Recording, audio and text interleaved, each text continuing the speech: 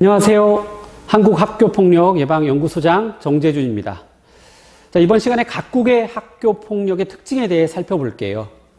많은 나라는 아니더라도 주요 나라의 학교폭력이 어떠한 특징을 갖고 있는지 먼저 여러분의 상식을 한번 체크해 볼게요.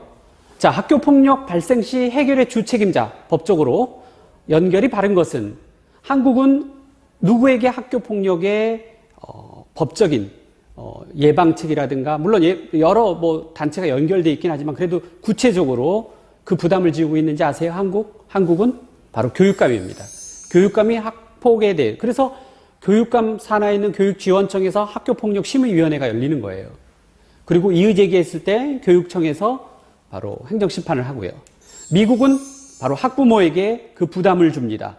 교장선생님이 학폭이 터지면 교장선생님이 학부모를 불러다가 앞으로 이 일이 또 발생하면 퇴학시켜버리겠다. 학부모에게 엄청난 학교폭력의 예방과 대책, 사후대책, 앞으로 재발방지에 대한 부담을 줍니다. 영국은요, 교장선생님에게 엄청난 권한을 줘요. 그래서 교장선생님이 바로 학교마다의 교장선생님이 학교폭력의 주책임자이다. 일본은 이 모든 교육감, 학부모, 교장, 그리고 지역사회, 경찰, 모든 분야 통틀어서 그 지역사회에 그 학교 폭력이 일어난 관련된 모든 기관에 부담을 줍니다. 그래서 지역사회가 다 주책임자다라고 하죠. 조금씩 다르죠. 자, 그래서 제가 국가는, 대한민국은 바로 교육감이 학교폭력의 주책임자라고 그랬는데 학교폭력 발생 시 교장은 과거와 달리 교육감에게 해당 사실 및 조치 결과 등에 대해서 보고만 하고 교사 또한 교장에게 보고 임무만 있기 때문에 우리 반에서 학교폭력이 터졌다 그러면 교사는 그런 부분을 교감 통해서 교장에게 보고하고 교장은 다시 교육감에게 보고하고 교육감이 바로 자체 해결할 수 있으면 사안조사에서 자체 해결하고 그렇지 않으면 교육지원청의 심의위원회에서 학폭을 해결하도록 합니다. 자, 이번에 미국은 교장은 학생 행동이 고쳐지지 않을 경우 바로 낙제를 시켜버리고 해당 학부모를 방임죄로 고발할 수 있을 정도로 이렇게 학부모에게 큰 부담을 준다. 영국 같은 경우는 학교폭력 예방이 교장의 법적인 책임입니다.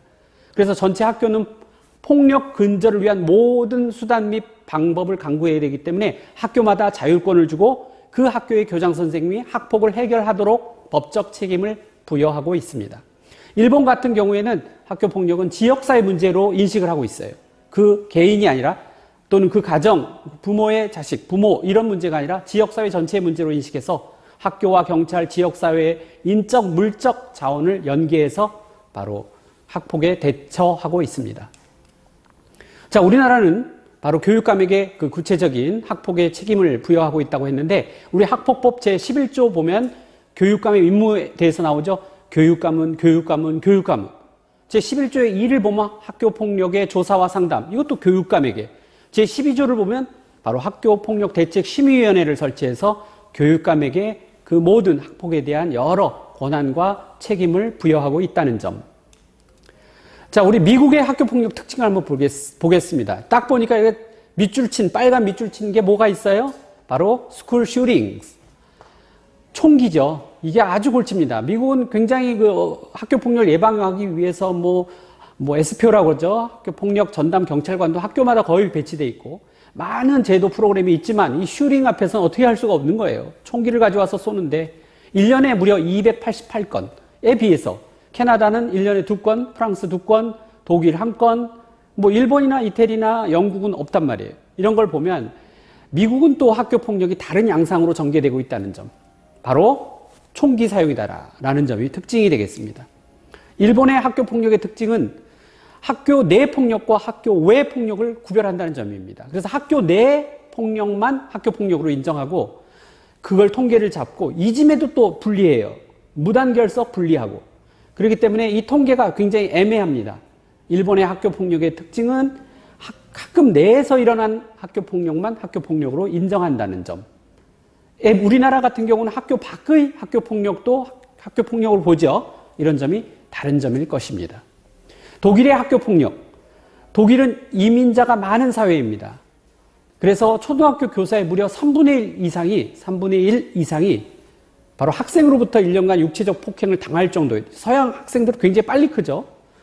물론 교사가 초등학생들보다 물리적인 힘이 더 세겠지만 대응할 수가 없는 거예요. 그러다간 아동학대가 되는 거니까.